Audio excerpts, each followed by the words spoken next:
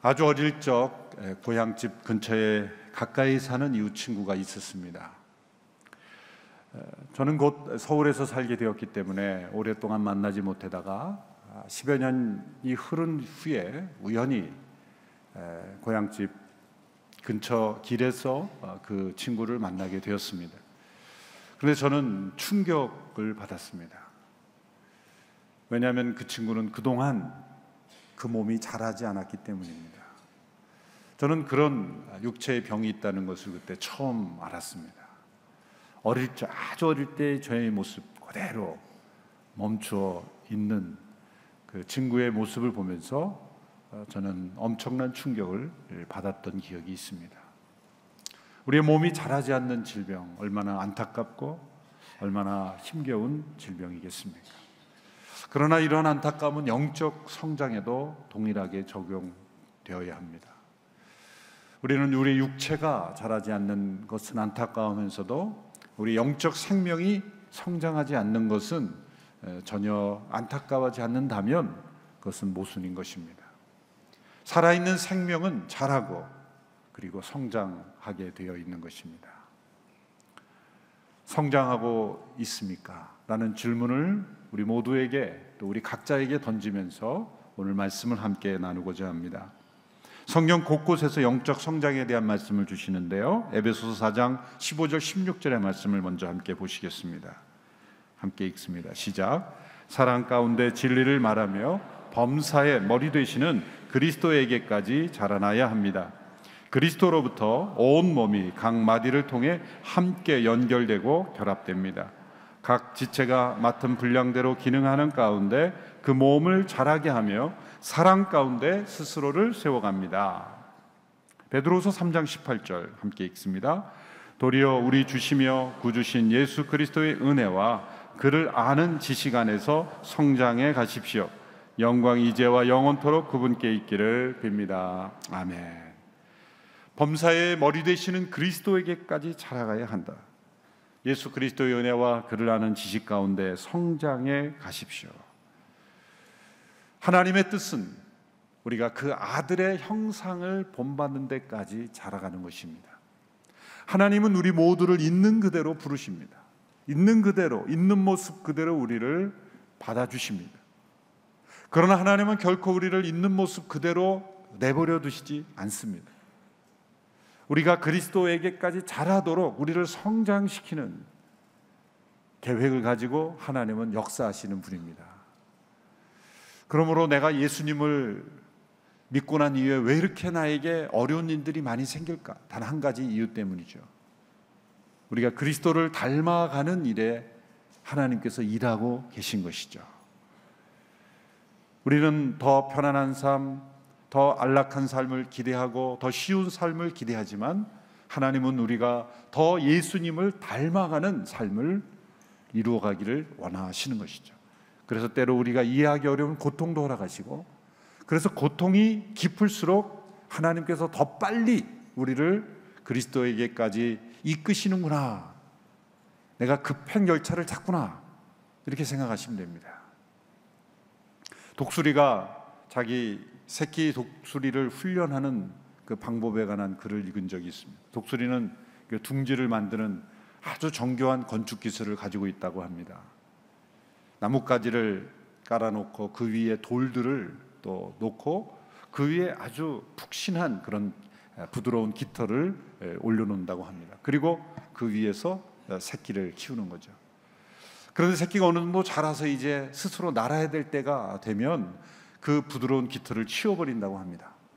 그러면 푹신했던 그 장소가 갑자기 차가운 돌이 되고 또 밑에 나뭇가지가 자기를 찌르게 되고, 그래서 어느 날 이 새끼 독수리가 결심을 하게 된다는 거죠. 더 이상 여기서 못 살겠다, 날아야 되겠다. 그때부터 하늘을 날 결심을 하게 되고 하늘을 날기 시작한다는 거죠. BBC 방송에서도 비슷한 방송을 제가 봤는데, 높은 나무 위에서 어느 새가 자기 새끼 새를 밀어버리는 거예요. 밀어버렸을 때 그 새끼 새가 그 나무 위에서 떨어지는데 발버둥을 칩니다. 그런데 발버둥 쳐도 아직 날 수 있는 힘이 없기 때문에 그대로 땅으로 떨어지는 거예요. 근데 다행히도 그 밑이 푹신한 그 흙과 그 나뭇가지들이 있기 때문에 탄력을 받아서 다시 이렇게 튕겨져 나오는 그런 모습을 그 BBC 방송에서 아주 정교하게 촬영을. 또다시 올라가면 또다시 떨어뜨립니다. 계속해서 수직 낙하로 여러 번 떨어진 이후에야 그 작은 새는 날개의 힘을 얻어서 날아가게 되는 것이다. 하나님께서는 우리를 훈련시키시고 연단시키셔서 우리가 하늘을 나는 새와 같이 그렇게 하나님 안에서 날 수 있는 영적 자유를 얻기까지 때로 우리를 연단시키시고 훈련시키십니다. 인생의 모든 과정에 하나님의 목적은 바로 우리가 그리스도에게까지 자라나게 하시는 것입니다. 그래서 내가 이해하기 어려운 모든 상황을 통해서 우리는 이 질문을 계속해서 던져야 한다고 생각합니다. 하나님께서 이 일을 통해서 나를 어떻게 그리스도를 닮아가게 하시고 계신가? 이 영적 성장은 캘린더에 의해서 측정할 수 없습니다.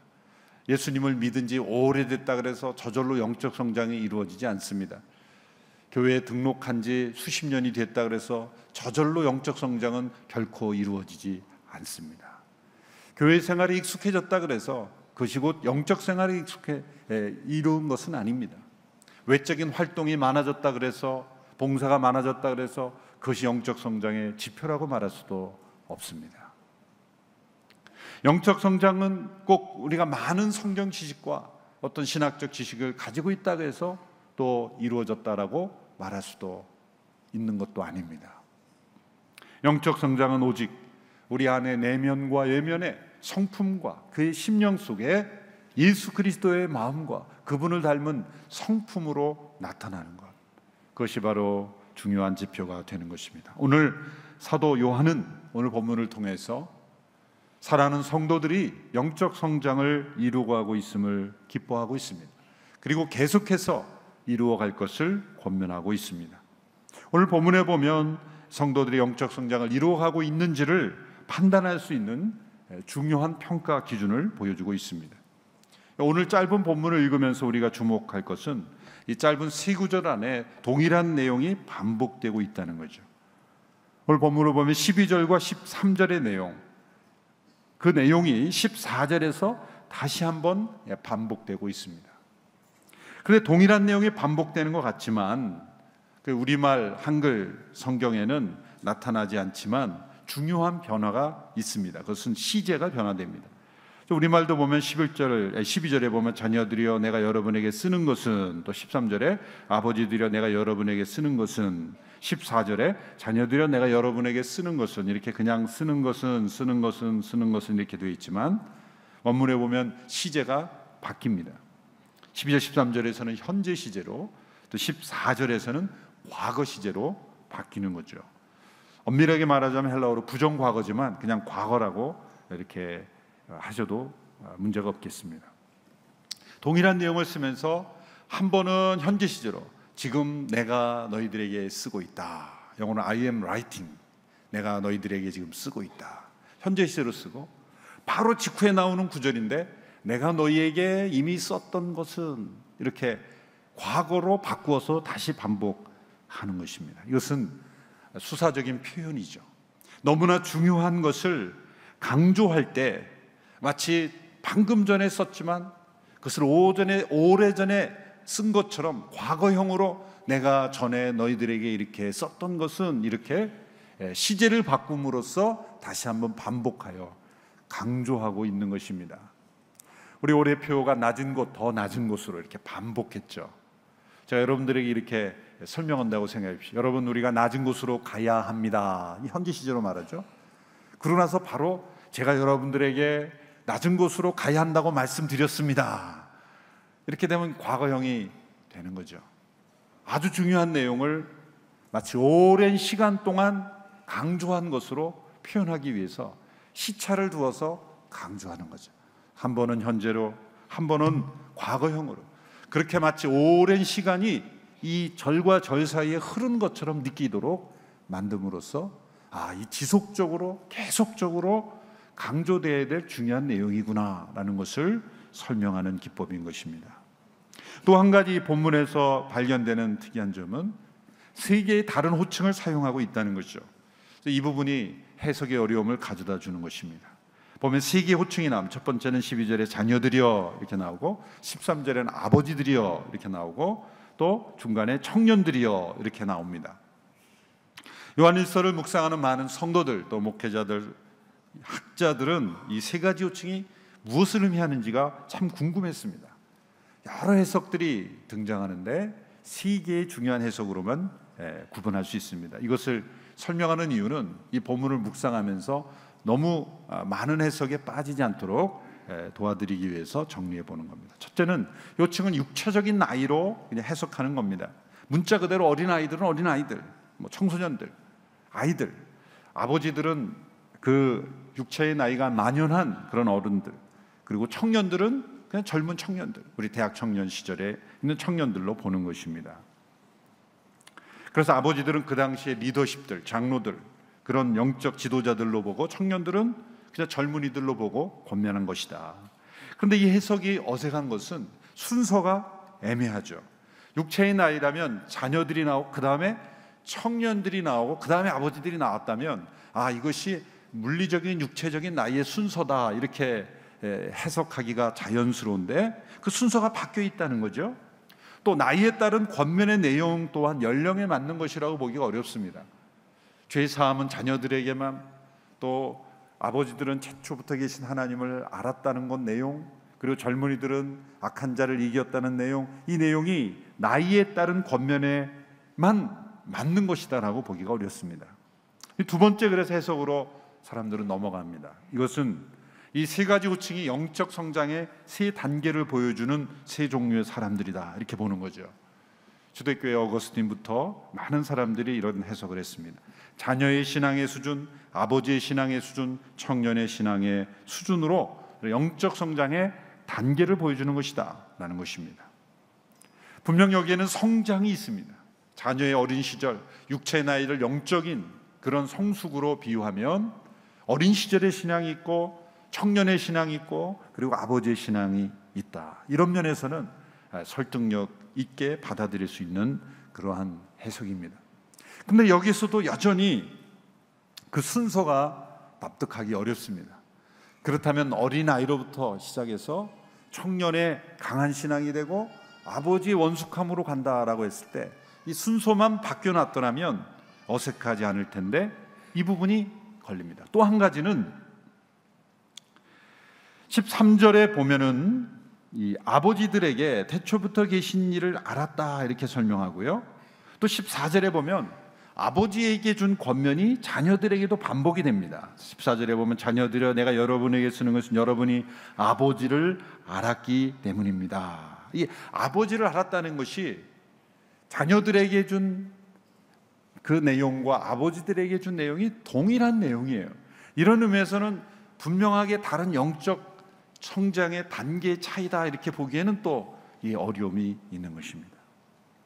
그래서 세 번째 중요한 해석은 모든 성도들의 영적 성장을 세 가지 호칭을 통해 말씀하고 있다라는 견해입니다. 저는 이 견해를 따릅니다.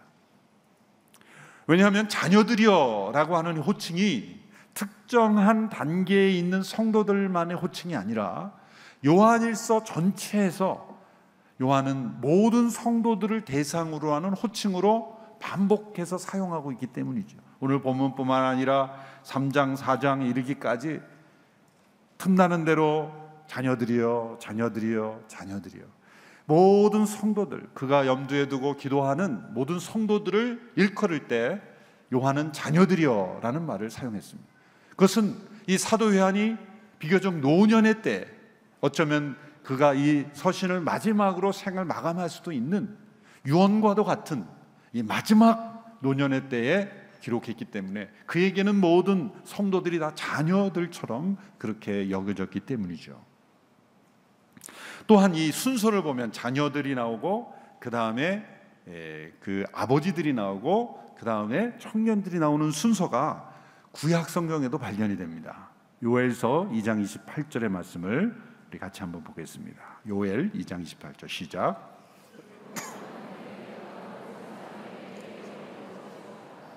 너희 아들들과 딸들이 예언할 것이고 너희 늙은이들은 꿈을 꾸며 너희 젊은이들은 환상을 보게 될 것이다. 여기에 보면 아들과 딸들이 나오고 늙은이가 나오고 젊은이가 나옵니다.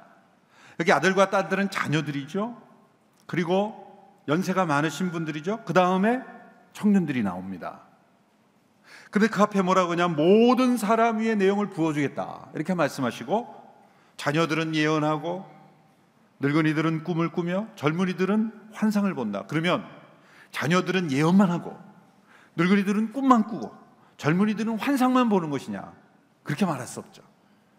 이것은 모든 성도들이 성령의 충만함을 경험하는 그런 모습을 때로는 예언으로, 꿈으로, 환상으로 모든 이들이 경험할 수 있는 것을 이 호칭을 통해서 다 함께 경험할 수 있는 성령의 충만함이라는 것을 표현한 것뿐입니다.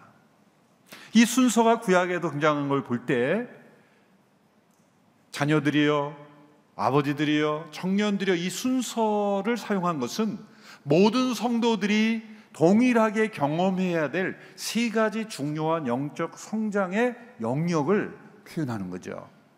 자녀들이 경험한 죄사함은 아버지들은 경험할 수 없는 것, 아니면 그 단계를 건너뛰는 것, 그것이 아니고, 청년들이 경험하는 것은 자녀들이 경험하지 못하는 그런 영역에 있는 것, 그것이 아니고 모든 성도들이 다 함께 경험해야 될 세 가지 영역에서의 영적 성장을 포함, 수사학적으로 다양성을 주면서 생동감 있게 표현한 것이라는 거죠.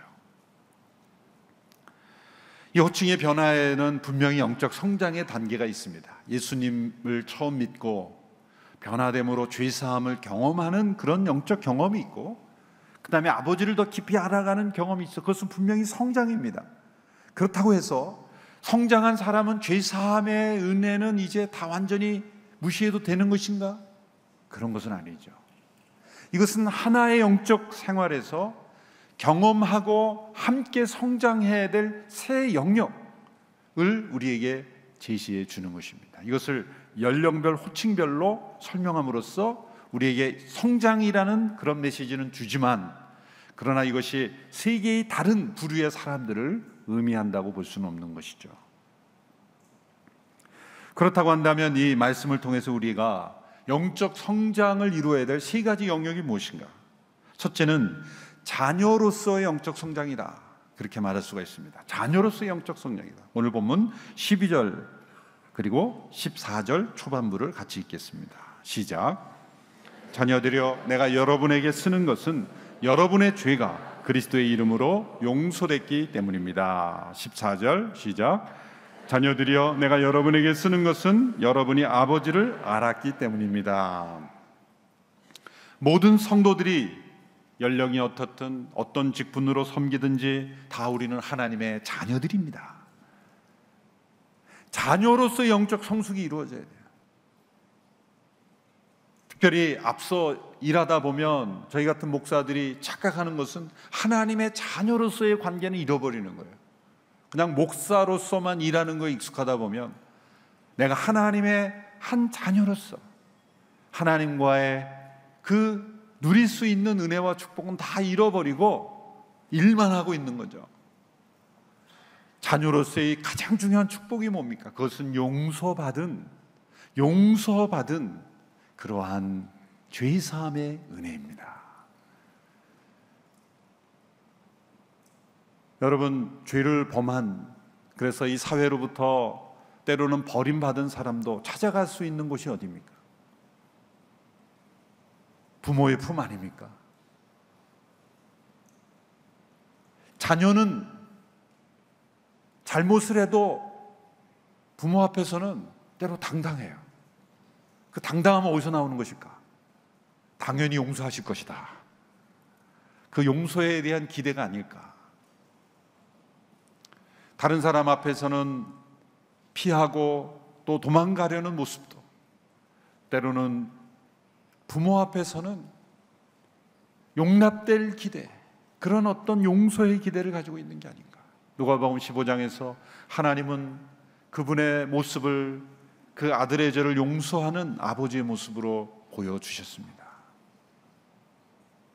돌아온 그 아들을 맞이하고 그의 죄를 용서해 주는 그 아버지의 모습, 자녀로서의 영적 성장, 그것은 죄사함의 깊은 은혜를 우리가 누리는 것입니다.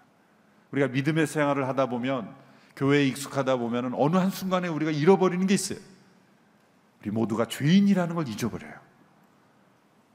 그리고 우리가 용서받은 죄인이라는 걸 잊어버려요.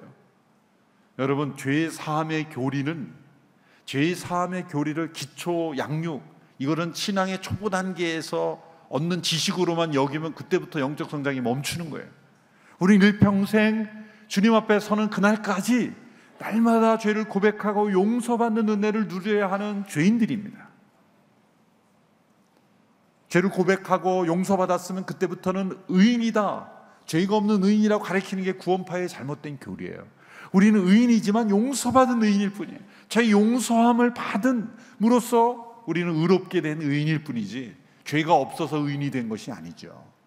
끊임없이 우리가 죄책감에 사로잡히라는 것이 아니라 우리는 죄 용서받은 그러한 죄인이라는 것, 우리 안에는 엄청난 죄가 득실거린다는 것, 그것을 우리가 날마다 깨닫고 하나님의 자녀로서 그 죄 용서를 날마다 누리는 그 은혜 안에, 그 감격 안에 거하는 것이 영적 성장입니다. 내가 영적 성장을 이루고 있는가를 측정해 보려면 내가 자녀로서 아버지 하나님 앞에 어떤 관계를 누리고 있는가, 죄사함의 깊은 은혜를 날마다 누리는 우리가 되기를 축원합니다. 그래서 영적 성장의 그 양육에 있어서 우리가 대학이나 이런 교육기관에서는 그 101, 201, 301 이렇게 100대, 200대, 300대 이런 커리큘럼이 심화되는 과정이 이렇게 그 고급 코스들이 이렇게 되잖아요. 근데 영적 성장에서는 절대 그게 적용되지 않습니다. 왜 그럴까요? 죄사함의 은혜는 이미 나는 띈 것이기 때문에, 이미 나는 마스터한 것이기 때문에 그 다음 단계다, 이게 이루어지지 않아요. 깊은 영적인 성숙을 이룬 사람도 그의 밑바닥에는 언제나 나는 용서받은 죄인이라는 것, 그 감격과 은혜가 날마다 살아있는 것이 영적 성장이기 때문에 나는 기초를 띈 사람이야, 그런 생각하시면 안 됩니다. 여러분, 우리 온누리드 성도들 가운데 큐티 학교 나는 20년 전에 졸업했어, 그게 중요한 게 아니죠. 큐티를 나는 고급 큐티나 들어야지, 나는 이 초급 큐티는 나에게 해당 안 돼, 그 자체가 벌써 영적 성장이 멈춘 증거예요. 큐티가 깊어져야죠. 큐티는 기초 양육이니까 나 큐티 쓸고 끝냈어, 그러고는 큐티 안 해요. 그거는 학교 교과 과정처럼 끝낸 게 아니라 그냥 큐티가 날마다 깊어져야 되는 거예요. 하나님의 자녀로서 하나님과의 기본적인 관계가 깊어지는 것이 영적 성장이라는 것입니다. 우리의 믿음의 연수가 많아질수록 더욱더 죄사함의 그 감격과 그 은혜의 충만함이 더욱더 깊어지는 자녀로서 영적 성장이 이루어지기를 축원합니다. 두 번째는 아버지로서 영적 성장입니다. 13절 초반부와 14절 후반부 우리 같이 읽겠습니다. 시작. 아버지들이여, 내가 여러분에게 쓰는 것은 여러분이 태초부터 계신 분을 알기 때문입니다. 또 14절 시작. 14절 중간에 보면 이렇게 되어 있습니다. 아버지들이여, 내가 여러분에게 쓰는 것은 여러분이 태초부터 계신 분을 알았기 때문입니다. 아버지로서의 영적 성장, 죄사함의 은혜를 받고 자녀로서의 영적 성장이 있다면 하나님 우리에게 원하시는 것은 이제는 우리가 아버지의 마음을 아는 영적 아버지로서도 성장하기를 원한다는 거죠. 여러분, 육체의 나이와 은혜 안에서의 믿음의 나이가 병행하기도 합니다. 대개는 그렇습니다. 그러나 항상 그렇지는 않습니다. 나이가 많아도 아직도 영적 어린 자녀의 수준에 머무는 분이 있고, 비교적 젊은 나이이지만 아비다운 아버지로서의 영성, 영적 아버지로서의 영적 성장을 가진 젊은이들도 있는 것입니다. 요셉이 다른 형제보다 아버지의 사랑을 더 받았어요. 성경의 성경 창세기 37장 5절에 보면 3절에 보면 이렇게 돼 있습니다. 그가 노년에 얻은 아들이므로 이렇게 돼 있어요. 그래서 대부분 우리말 번역에서는 느지막이 얻은 아들이기 때문에 노년에 얻은 아들이기 때문에 더 귀엽고 사랑스러워서 편애했다 그렇게 돼 있는데 스펄전 목사님의 책을 읽는 가운데 이거 올바른 번역이 아니다라고 이렇게 주장을 하시는 거예요. 그래서 제가 히브리어 성경을 찾아보니까 맞아요. 이게 어떻게 직역이 되어 맞냐면 직역하면 이런 겁니다. 원로들의 아들이므로 그렇게 돼 있어요. 히브리어로 이 장로 혹은 원로가 자켄인데 자켄들의 아들이다. 이건 무슨 표현이냐면 히브리어가 형용사가 아람어 개조되기 때문에 형용사가 많지 않습니다. 그래서 형용사적인 표현을 강조할 때는 명사와 명사를 써요. 예를 들면 당신은 정의의 아들입니다. 예수님 정의의 아들이다. 그건 뭡니까? 가장 정의로운 사람이다. 그런 뜻을 쓸 때 정의의 아들이다. 무엇의 아들이다는 표현은 가장 형용사적인 강조를 할 때 그 무슨 아들이다, 무슨 딸이다 그렇게 표현합니다. 당신은 아름다움의 딸이다 그럴 때는 가장 아름다운 여인을 가리키는 표현인 거예요. 명사를 통해 형용사를 강조하는 표현인 거예요. 그러니까 여기에 원로들의 아들이다, 자켄들의 아들이다 이것은 뭐니까 원로 같은 아들이다. 원로 같은 지혜와 성숙함과 원숙함을 가진 자녀다 그런 뜻입니다. 야곱의 여러 아들 중에서 만일 가장 노년에 얻은 아들은 베냐민이죠. 요셉이 아니죠. 베냐민이 더 늦게 태어나죠. 그럼 베냐민 막내를 더 사랑해야 그게 맞는 말인데 요셉은 성령 안에서 그가 아비의 마음을 가진 자녀라는 거죠. 넌 어떻게 이렇게 내 마음에 속 드는 생각만 하니?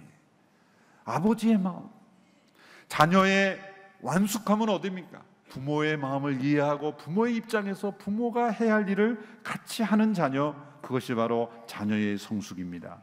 영적 성장이란 무엇입니까? 아버지의 마음을 깊이 깨닫고 아버지가 기뻐하는 것이 나의 기쁨이 되고 아버지가 원하는 것이 나의 기쁨이 되는 것, 영적으로 다른 영혼을 품고 인내하고 사랑하고 섬기는 그런 자녀들, 그런 자녀들이 아버지의 자녀들이다 라는 것입니다. 사도 바울은 이렇게 안타까워했죠. 그리스도 안에 선생들은 많은데 아비가 많지 않다. 고린도서 4장 15절에 지적했습니다. 다른 사람들에게 이것이 옳다 저것이 옳다 이렇게 해야 된다 저렇게 해야 된다 선생들은 많은데 한 영혼을 낳고 그 영혼을 사랑과 인내로 양육하는 영적 아비들이 적음을 안타까워했어요. 오늘날 시대의 교회의 어려움도 밖으로 이것입니다. 선생은 많은데 아비가 부족한 거예요. 아비가 많은 시대의 교회는 한 영혼 한 영혼을 책임지고 양육하기 때문에 사생아가 없습니다. 버려진 자녀들이 없습니다. 모두가 다 돌봄을 받으면서 건강하게 자라갑니다. 선생은 많은, 그러나 아비가 없는 곳에는 옳고 그름은 잘 따지고요. 무엇을 어떻게 해야 되는지는 잘 압니다. 그런데 문제를 해결하는 영혼이 부족하는 거예요.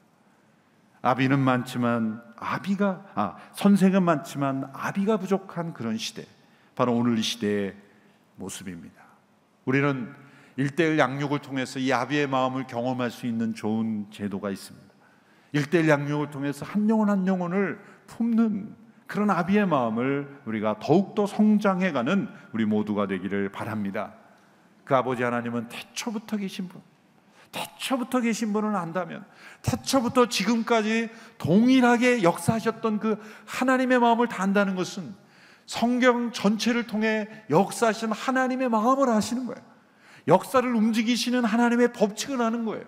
역사를 왜 이렇게 역사하셨는지, 왜 심판하셨는지, 왜 구원하셨는지, 왜 때로 징계하시는지, 왜 때로 한 영혼을 택하시는지를 태초부터 지금까지 일하시는 하나님 아버지의 마음을 안다는 것. 그는 미래의 역사를 내다볼 수 있다는 거죠. 예견할 수 있다는 거죠. 그리고 올바로 갈 수 있다는 것입니다. 이 아버지의 마음을 깨닫는 영적 성장이 우리 모두에게 있게 되기를 축원합니다. 세 번째는 청년으로서의 영적 성장. 우리 13절 후반부, 14절 후반부 함께 읽겠습니다. 시작. 청년들이여, 내가 여러분에게 쓰는 것은 여러분이 악한 자를 이겼기 때문입니다. 14절. 청년들이여, 내가 여러분에게 쓴 것은 여러분이 강하고 하나님의 말씀이 여러분 안에 거하심이에요. 여러분이 그 악한 자를 이겼기 때문입니다. 청년의 특징은 힘이 세고 강하다는 것입니다. 청년의 때를 비유했지만 이것은 육체의 강함을 의미하는 것이 아니죠. 영적인 강함을 의미하는 것입니다. 청년의 때 육체의 강함은 오히려 죄를 범하기 쉽죠. 넘치는 에너지는 때로 과욕을 불러일으킬 때가 많은 것입니다. 청년이 실수가 많고 잘못 행하는 것은 에너지가 많기 때문이에요. 그것은 삼손의 강함이죠. 삼손은 힘이 강하고 근육이 세고 에너지가 많았기 때문에 그는 오히려 타락했습니다. 여기서의 강함은 은혜 안에서의 강함이에요. 약함 속에서의 강함입니다. 사도 바울이 고백한 대로 고린도서 12장에서 내가 약할 그때 곧 강함이라, 이는 그리스도의 능력이 내게 머물게 되기 때문이라. 오히려 육체의 약함 속에서, 환경의 열악함 속에서, 그리고 고난의 약함 속에서 경험하는 강함인 것입니다. 나의 육체의 강함이 아니라 하나님의 은혜로부터 오는 강함. 사도 바울이 디모데에게 권면한 대로 내 아들아, 내가 그리스도 예수 안에 있는 은혜 속에서 강하고, 은혜 속에서 강하다는 게 뭘까요? 오뚜기는 넘어뜨려도 바로 일어나요. 바로 일어납니다. 때로 쓰러져도 바로 일어납니다. 왜? 은혜가 나를 강하게 회복시켜 주기 때문이다. 이 강함은 또한 하나님께서 여호수아에게 말씀하신 강함입니다. 여호수아 1장에서 강하고 담대하라. 이 강하고 담대하는 것은 육체적인 용맹, 어떤 육체의 강함이 아니죠. 이 강함은 그 뒤에 설명됩니다. 내가 이 율법책을 내 입에서 떠나지 말게 하고 주야로 묵상하여 그 가운데 기록한 대로 다 지켜 행하라. 내가 형통하리라. 이 강함은 뭡니까? 하나님의 말씀을 지켜 행하고 순종하는 강함인 것입니다. 그래서 오늘 말씀에도 여러분이 강하고 했을 때 뭐가 나옵니까? 하나님의 말씀이 여러분 안에 거하심으로 악한 자를 이기게 되는 거예요. 우리가 악한 자를 이기게 되는 비결은 무엇입니까? 그것은 하나님의 말씀이 우리 안에 거함으로써 가능하게 된 거예요. 이 순서가 중요해요. 내가 하나님의 말씀을 주장한다 이렇게 설명하지 않고 하나님의 말씀이 우리 가운데 거하신다라고 말씀해요. 주어가 하나님의 말씀이 먼저 시작돼요. 내가 하나님의 말씀을 연구하고 내가 하나님의 말씀을 깨닫고 내가 하나님의 말씀을 이해하는 것이 돼서는 부족해요. 이 말씀이 인격으로 역사하시는 하나님의 임재가 나를 주장하는 것, 그것이 바로 우리의 강함인 것입니다. 그래서 우리가 성경 공부 읽을 때 이런 말은 굉장히 교만함을 쓰면 안 돼요. 말씀을 내가 뚫어야 되겠다. 하나님의 말씀이 존재한 이후로 하나님의 말씀을 뚫은 사람은 없습니다. 그게 아니라 하나님의 말씀이 나를 뚫어야죠. 하나님의 말씀에 뚫린 존재가 돼야지 내가 자꾸 말씀을 뚫으려고 그래요. 막 드릴을 갖고 뚫고 막 송곳으로 뚫고 말씀을 파서 내가 뚫으려고 그래요. 그 교만한 거예요. 내가 말씀 위에 있는 존재가 될 때 내가 말씀을 요리하고 내가 자꾸 뚫으려고 해요. 여러분, 말씀을 뚫게 해준다는 거 너무 그렇게 현혹되지 마세요. 그거는 위험한 거예요. 오히려 하나님의 말씀이 나를 뚫게 하는 그런 모임에 참여하세요. 하나님의 말씀이 내 안에 거하게 하는 그런 말씀의 태도가 더 중요한 거예요. 성경을 관통하려고 그래. 자꾸 내가 관통되려고 하진 않고 자꾸 성경을 관통하려고 그래. 하나님의 말씀이 내 안에 거해야 된다. 이 거한다는 단어도 중요한 거예요. 이게 하루아침에 이루어지지 않는다는 거예요. 잠깐 방문해서는 안 돼요. 거해야 돼. 내면화돼야 돼. 지배해야 된다는 거예요. 위기 때에 하나님의 말씀의 능력이 나타나지 않는 것은 평상시에 말씀의 지배함이 없기 때문에. 예수님이 광야에서 사단을 이길 때, 기록되었을 때, 그것은 그 순간에 찾아서 그런 게 아니에요. 회당에서 내면화된 하나님의 말씀이 그 안에 거하셨기 때문에 튀어나오는 거예요. 위기 때에 그냥 튀어나오는 말씀이 없으면 사실은 이길 수 없습니다. 우리 학교 다닐 때 시험 볼 때 오픈북이 있잖아요. 그럼 오픈북을 하면, 저희 신학교 때도 오픈북을 해준 교수님이 있어요. 기대 엄청 하고 왔습니다. 공부 안 하고 왔습니다. 근데 뭘 어디에 있는지 알아야 찾아 쓰죠. 오픈북은 아무데나 다 정답이 나와 있는 게 아니에요. 오픈북도 공부한 사람이 어디 있는지 알아야 기억나지 않을 때 도움이 되는 거지. 오픈북이라고 해서 그냥 가면요, 그냥 책만 열려 있을 뿐이에요. 답은 못 찾아요. 갑자기 찾아내려고 그러면 말씀이 찾아지지 않는 거예요. 내면화된 말씀이 그 위기의 순간에 튀어나와야 되는 거예요. 튀어나와야 되는 거예요. 그냥 순간 기억이 나진 않지만, 그렇지만 그 말씀이 내면화될 때 튀어나와요. 성령의 검이 곧 말씀이라 그랬죠? 에베소 6장에서. 그래서 검이 있어요. 근데 악한 자가 탁 나왔어요. 검을 빼려고 그러는데 하도 안 빼서 빼지지가 않아요. 이게 우리의 모습이에요. 가까스로 뺐는데 녹슨 검이에요. 좌우에 날이 선 검이 아니라 녹슨 검, 빠지지 않는 검, 잃어버린 검. 하나님의 말씀이 우리 안에 충만히 거할 때, 악한 자가 등장해도 우리는 그 악한 자를 능히 이기는 청년의 성숙이 우리에게 있을 줄로 믿습니다.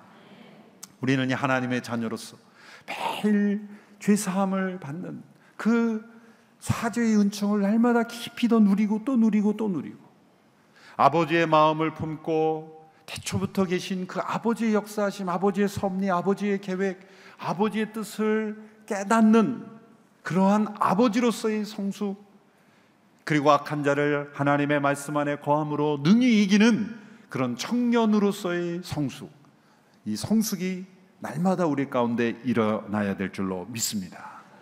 영적 어린아이에서 벗어나 성인으로, 죄사함을 받는 데서 더 나아가서 죄를 이기고 악한 자를 이기는 영적 성장의 승리가 우리 모든 성도들에게 있게 되기를 주님의 이름으로 축원합니다.